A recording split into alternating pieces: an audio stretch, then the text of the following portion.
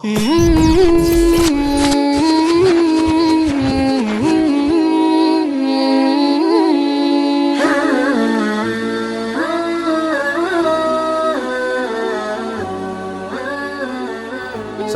warahmatullahi wabarakatuh. Alhamdulillahirabbil alamin, assalatu wassalamu ala asyrafil anbiya'i wal mursalin wa ala alihi wa ashabi ajma'in, amma ba'd.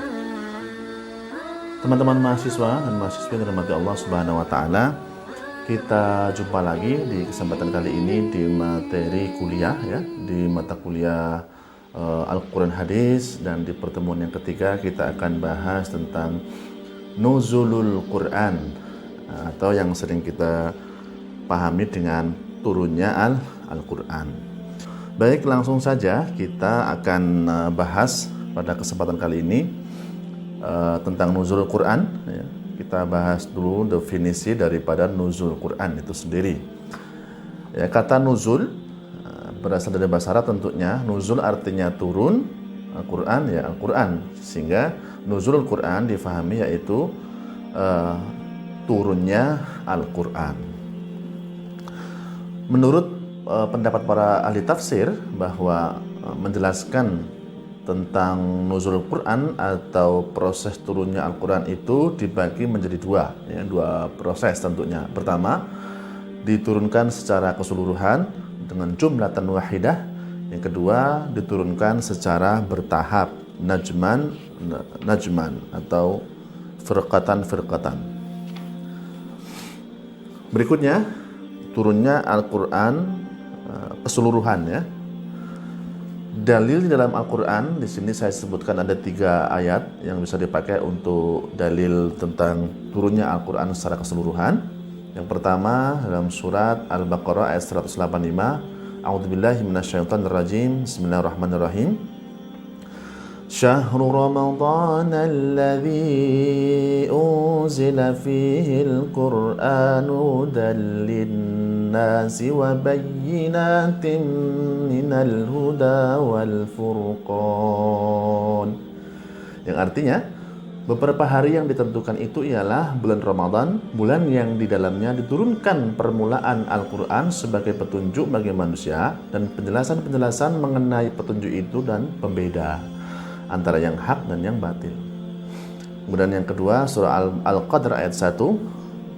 Bismillahirrahmanirrahim. Inna anzalnahu fi lailatul qadr. Sesungguhnya kami telah menurunkan Al-Quran pada malam kemuliaan. Yang ketiga, surah At-Tukhan ayat 3. Bismillahirrahmanirrahim. Inna anzalnahu fi lailatin mubarakah. Inna kunna munzirin. Sesungguhnya kami menurunkannya pada suatu malam yang diberkahi dan sesungguhnya kamilah yang memberi peringatan.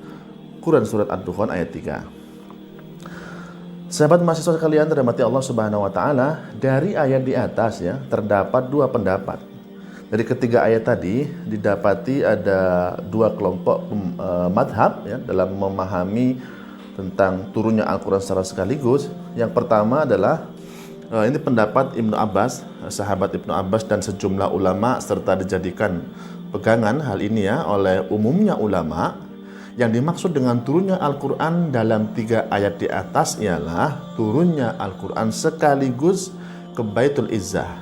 Jadi turun dari Lauhul Mahfud, diturunkan oleh Allah ke Baitul Izzah di langit dunia agar malaikat menghormati kebesarannya. Kemudian setelah itu Al-Quran diturunkan kepada Rasulullah SAW secara bertahap selama 23 tahun. Ada yang mengatakan 22 tahun, 2 bulan, 22 hari ya, sesuai dengan peristiwa dan kejadian sejak beliau diutus sampai wafatnya. Kemudian pendapat yang kedua atau mazhab yang kedua, yaitu yang diriwayatkan oleh Imam Asy-Sya'bi, bahwa yang dimaksud dengan turunnya Al-Quran dalam 3 ayat di atas adalah permulaan turunnya Al-Quran kepada Rasulullah SAW. permulaan turunnya Al-Quran dimulai pada malam Lailatul Qadar di bulan Ramadan yang merupakan malam yang diberkahi. Kemudian selanjutnya berlanjut sesudah itu secara bertahap sesuai dengan kejadian dan peristiwa-peristiwa selama kurang lebih 23 tahun. Jadi ada dua pendapat ya. Yang jelas bahwa keduanya memiliki hujah yang kuat yang bisa dipertanggungjawabkan. Ini pemahaman tentang turunnya Al-Quran sekaligus. Yang pertama adalah dipahami dari Lauhil Mahfud ke Baitul Izzah di langit dunia. Kemudian berikutnya pemahaman yang kedua adalah pertama ke langit turunnya secara keseluruhan itu permulaan awal turunnya itu adalah di bulan Ramadan, kemudian selanjutnya secara bertahap. Berikutnya adalah turunnya Al-Quran secara bertahap. Turunnya Al-Quran secara bertahap. Allah Subhanahu wa Ta'ala menurunkan Al-Quran ke dalam hati Rasulullah SAW secara berangsur-angsur selama 23 tahun. 13 tahun di Makkah menurut pendapat yang kuat dan 10 tahun di Madinah. Allah Subhanahu wa Ta'ala mengatakan dalam Al-Quran, wa Qur'anan faraqnahu litaqra'u 'alan nasi 'ala mukthin wa nazzalnahu tanzila. Dan Al-Quran itu telah kami turunkan dengan berangsur-angsur agar kamu membacanya perlahan-lahan kepada manusia, dan kami menurunkannya sebagian demi sebagian. Mayoritas ulama, ahli tafsir, ulama mengatakan memang ada dua metode turunnya Al-Quran itu. Yang pertama tadi secara keseluruhan ya, dari Lauhil Mahfud ke Baitul Izzah atau langit dunia. Selanjutnya yang kedua adalah turunnya Al-Quran bertahap dari Baitul Izzah kepada Rasulullah SAW, yang kemarin di pertemuan yang lalu kita bahas melalui wasilah malaikat Jibril. Mengapa kok bertahap? Nah, di sini ada hikmahnya. Hikmah turunnya Al-Quran secara berangsur-angsur atau bertahap itu adalah yang pertama menguatkan hati Rasulullah SAW. Yang kedua memudahkan untuk dihafal dan difahami. Bayangkan kalau sekali turun kepada Rasulullah itu satu mushaf ya, seluruhnya alangkah beratnya untuk dihafal dan alangkah sulitnya untuk memahami. Yang ketiga untuk menantang orang kafir yang mengingkari. Jadi ditantang, Allah pernah mengatakan bahwa barang siapa yang bisa membuat perumpamaan seperti Al-Quran, satu ayat saja, maka dulu pernah ada yang membuat ayat palsu tetapi ya, terkalahkan tentunya dengan keindahan Al-Quran, dengan hikmah dan kehebatan makna Al-Quran dan sebagainya. Karena memang Al-Quran itu mukjiz, yaitu mengalahkan, menjatuhkan, melemahkan yang lainnya. Salah satunya adalah melemahkan pendapat manusia. Yang keempat, agar muslim mudah mengamalkannya, ya, step by step, per ayat, difahami, diamalkan. Yang kelima, menetapkan hukum berdasar pada kejadian tertentu. Ya, contohnya misalkan tentang ayat riba, kemudian juga ayat khomer, itu by proses, dan Al-Quran turun menyesuaikan gitu. Semua sudah by design dari Allah Subhanahu wa Ta'ala. Itu hikmah turunnya Al-Quran secara berangsur-angsur. Berikutnya, waktu turunnya Al-Quran kepada Nabi Muhammad SAW. Nah, ini pun juga banyak pendapat di kalangan ulama. Ya, di Indonesia misalkan nuzul Quran itu tanggal 17 Ramadan. Ternyata tidak hanya itu pendapat ulama, ada yang lain. Contohnya di sini kita akan bahas ya. Misalkan tanggal 21 Ramadan, sebagaimana yang dikutip atau yang ditulis oleh seorang penulis Sirah Nabawiyah yang terkenal, yaitu Syafi'ur Rahman Al-Mubarakfuri dalam kitabnya Rahikul Maktum. Dia mengatakan dalam kitab sirah beliau menjelaskan bahwa memang ada perbedaan pendapat di antara pakar sejarah tentang kapan awal mula turunnya wahyu, yaitu turunnya surah Al-Alaq 1-5, beliau menguatkan pendapat yang menyatakan pada tanggal 21 ya, 21 Ramadan maksudnya di situ. Bertepatan dengan 10 Agustus 610 Masehi. Usia Nabi genap 40 tahun lebih 6 bulan 12 hari menurut hitungan Hijriah. Kemudian sebab semua pakar biografi atau setidak-tidaknya mayoritas di antara mereka sepakat bahwa beliau diangkat menjadi Rasul pada hari Senin. Hal ini diperkuat oleh riwayat para imam hadis dari Abu Qatadah radhiyallahu anhu bahwa Rasulullah sallallahu alaihi wasallam pernah ditanya tentang puasa hari Senin, maka beliau menjawab, pada hari inilah aku dilahirkan dan pada hari ini pula turun wahyu yang pertama kepadaku. Ini pendapat yang pertama, bahwa turunnya Al-Quran kepada Rasulullah itu di tanggal 1 Ramadan. Ini melalui pendekatan ilmu sejarah ya. Begitu. Kemudian ada pula seperti di Indonesia itu tanggal 17 Ramadan. Ini ternyata adalah pendapat Syekh Muhammad Al-Khudoribik.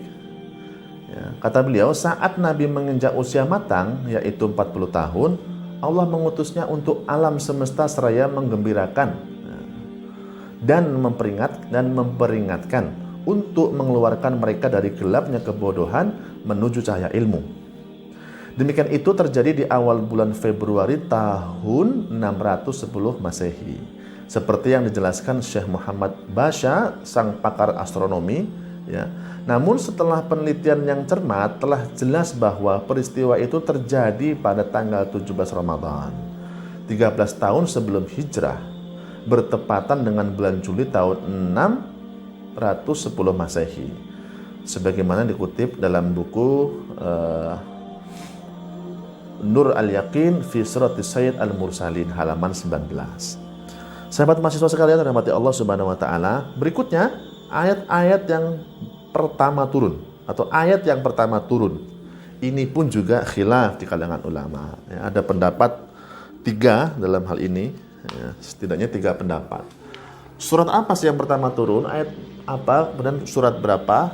Ayat berapa? Yang pertama pendapat bahwa surat yang pertama turun, pendapat yang pertama adalah surat Al-Alaq 1-5. Ini yang masyhur dan terdengar atau sampai kepada informasinya kepada kita. Ini juga terdapat dalam hadis Bukhari dan Muslim ya, yang diriwayatkan oleh Aisyah radhiyallahu anha. Bahwa awal turunnya kepada Rasulullah sallallahu alaihi wasallam dimulai dengan ar-ru'yah as-shadiqah, yaitu mimpi yang benar dalam tidur. Dan tidaklah beliau bermimpi kecuali datang seperti cahaya subuh. Kemudian beliau dianugerahi rasa ingin untuk menyendiri atau beruzlah. Nabi pun memilih gua Hira dan bertahanus, yaitu ibadah di malam hari dalam beberapa waktu. Kemudian beliau kembali kepada keluarganya untuk mempersiapkan bekal untuk bertahanus kembali. Kemudian beliau menemui Khadijah mempersiapkan bekal sampai akhirnya datang Al-Haq. Saat beliau di gua Hira, malaikat Jibril datang dan berkata, "Bacalah." Beliau menjawab, "Aku tidak bisa baca."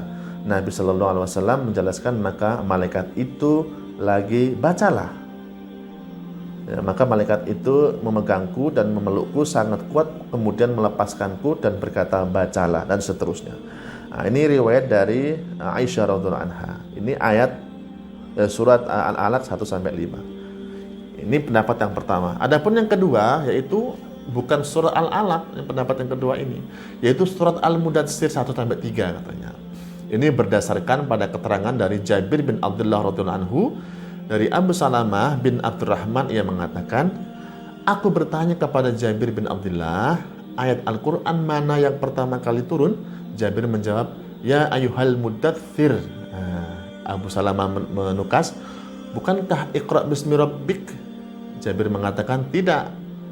Ya, tidak akan aku kabarkan kecuali apa yang disabdakan Rasulullah sallallahu alaihi wasallam." Beliau bersabda, "Aku berdiam diri di gua Hira. Ketika selesai berdiam, aku pun beranjak turun keluar. Lalu ada yang menyeruku. Aku pun melihat ke sebelah depan dan belakangku, dan ke sebelah kanan dan kiriku. Ternyata yang memanggilku, ia duduk di atas aras antara langit dan bumi. Lalu aku bergegas mendatangi Khadijah. Lalu aku berkata, 'Selimutilah aku dan tuangkanlah air dingin pada tubuhku.' Lalu turun ayat, 'Ya ayyuhal muddatsir kum fa'anzir wa rabbaka fakabbir.' diriwayatkan oleh Imam Bukhari. Berikutnya adalah surat Al-Fatihah. Ini pendapat yang ketiga. Ini kurang masyhur di kalangan kita ya. Surat Al-Fatihah.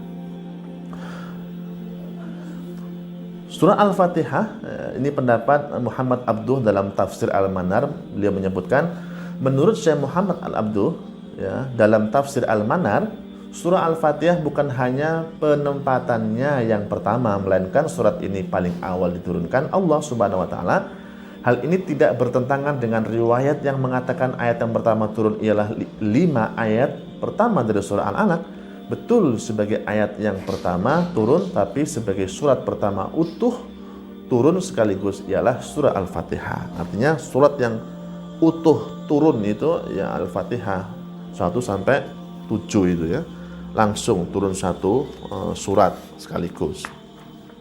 Sehingga dapat kita kompromikan teman-teman semua dari 3 pendapat tadi sebagai berikut ya, bahwa ayat yang pertama kali turun adalah surat Al-Alaq 1 sampai 5.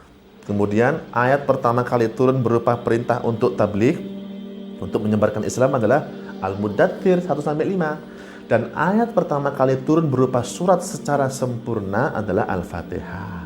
Ini sebagaimana ditulis oleh Badruddin Az-Zarkasi dalam Al-Burhan fi Ulumil Quran.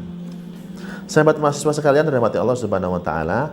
Kemudian tadi ayat yang pertama turun. Berikutnya adalah ayat yang terakhir turun. Ini pun juga ada 4 pendapat. Mudah-mudahan teman-teman mahasiswa tetap semangat untuk menyimak materi ini, karena ini sangat-sangat bermanfaat sekali.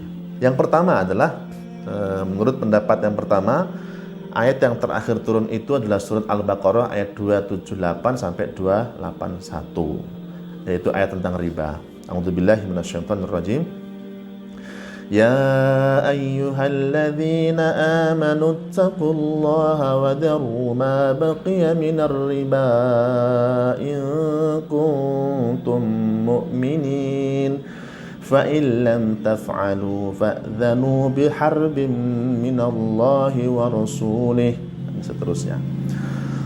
Kemudian ya, pendapat yang kedua itu adalah surat Al-Baqarah ayat 281 ya, hanya itu saja. Kalau tadi kan ya, pendapat yang pertama adalah surat Al-Baqarah ayat 278 sampai 281. Pendapat yang kedua ini hanya ayat 281. A'udzubillahi minasyaitonirrajim. Wattaqu yawman turja'una fihi ila Allah thumma tuwaffa kullu nafsin ma kasabat wa hum la yuzlamun. Itu pendapat yang kedua, Al-Baqarah ayat 281. Adapun pendapat yang ketiga adalah surat Al-Baqarah ayat 282, yaitu ayat tentang hutang. Panjang sekali ini ayat ini, 1 halaman full, nggak perlu saya bacakan. Al-Baqarah ayat 282, teman-teman mahasiswa bisa buka di mushaf masing-masing. Jadi diriwayatkan dari Sa'id bin Jubair bahwa telah sampai kepada beliau bahwa Al-Quran yang terakhir kali meninggalkan arsy ialah ayat tentang hutang. Jadi semua ada riwayatnya. Dan yang keempat, nah ini yang sering kita juga dengar ya, penjelasan dari para guru-guru kita ya, yaitu surat Al-Maidah ayat 3. Seperti yang kita baca ya, insyaallah. A'udzubillahi minasyaitonirrajim. Al-yawma akmaltu lakum dinakum wa atmamtu 'alaikum ni'mati wa raditu lakumul Islam madina. Pada hari ini telah kusempurnakan untuk kamu agamamu dan telah kucukupkan kepadamu nikmatku dan telah kuridhoi Islam itu jadi agama bagimu. Ya. Quran surat Al-Maidah ini turun di Arafah pada saat Rasul melaksanakan haji wada pada tahun 10. Sementara beliau wafat pada awal-awal tahun 11 ya, awal-awal tahun 11. Ibnu Jarir At-Tabari menginformasikan bahwa Rasulullah SAW wafat setelah 81 hari dari hari Arafah, waktu di mana surat Al-Maidah ayat 3 tadi turun. Oleh karena tenggang waktu yang lama ini, informasi bahwa ayat tersebut adalah ayat terakhir tidak pernah disebut dalam catatan-catatan penting Al-Quran. Informasi ini menjadi sangat populer di kalangan umat Islam hanya karena kandungannya yang menjelaskan telah sempurnanya Islam, yang kemudian dimaknai secara salah bahwa sejak itu Nabi tidak pernah lagi mendapatkan wahyu Al-Quran. Nah, ini jadi karena memang secara makna ini sudah sempurna, jadi seakan-akan bahwa agama sudah sempurna, tidak ada yang kurang lagi, sehingga dimaknai di sini tidak ada ayat lagi setelah ini. Ya, jadi sahabat mahasiswa sekalian dirahmati Allah Subhanahu Wa Taala, sengaja kita tampilkan pendapat-pendapat tentang ayat pertama turun, kemudian juga ayat terakhir turun ini agar kita bisa memahami secara luas. Ternyata tidak satu pendapat saja. Mudah-mudahan ini bermanfaat. Mohon maaf jika ada hal yang kurang berkenan, ada hal yang salah, saya mohon ampun kepada Allah, saya mohon ampun dan mohon bertobat kepadanya. Astagfirullahaladzim. Assalamualaikum warahmatullahi wabarakatuh.